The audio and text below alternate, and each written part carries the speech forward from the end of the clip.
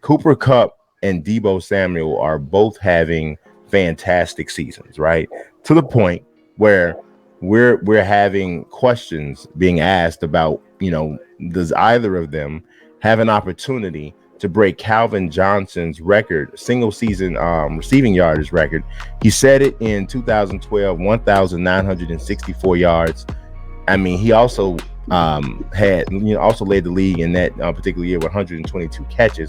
That's since been broken by Michael Thomas. But does anybody have a chance to break that single season receiving record? And so right now, the two people that everyone's talking about mostly is Cooper Kupp and Deebo Samuel, because they're both, like I said, off to fantastic years. Now, through 8 games, Cooper Kupp has 924 receiving yards. He's got an amazing 10 touchdowns, which is just crazy, but 924 receiving yards. So if we're just purely doing the math, right? Just purely doing the math, looks like he's on pace for about 1,848 yards, right? Because let me make sure that is with him doing it in 17 games, because now in 17 games, he actually is on pace to break it. So, but you have to kind of ask yourself, right? No, honestly, no, I'm sorry. In 17 games, he's on pace for 1,963 and a half yards. The record is 1964. But here's the thing. If he was to break the record in the 17th game of the season, right? Does he deserve as much love and credit for breaking the record? You know what I'm saying? With one additional game. I think it's one of those real recognized real type deals. I mean, I'm not a fan. I'll be honest. I'm not a fan of the 17 game season.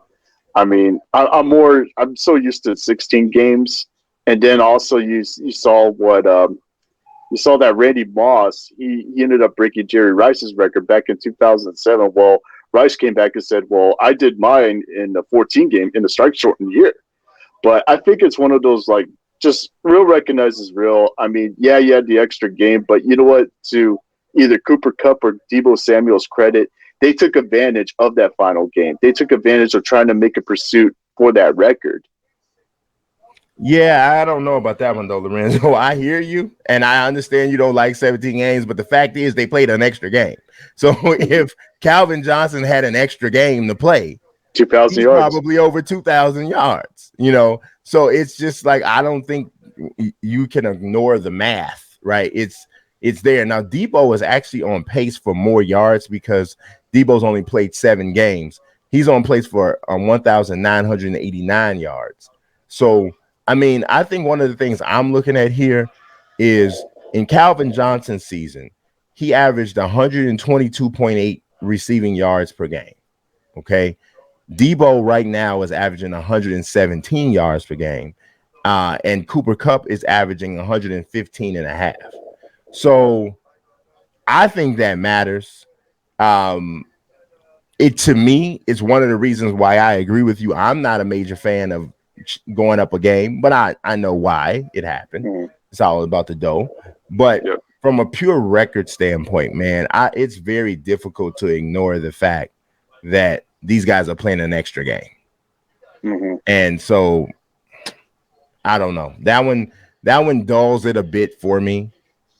Now if they broke it in the 16th game of the season and then just added on to it, and then that's totally different. But as it is, yeah, if they break the record at halftime of the 17th game,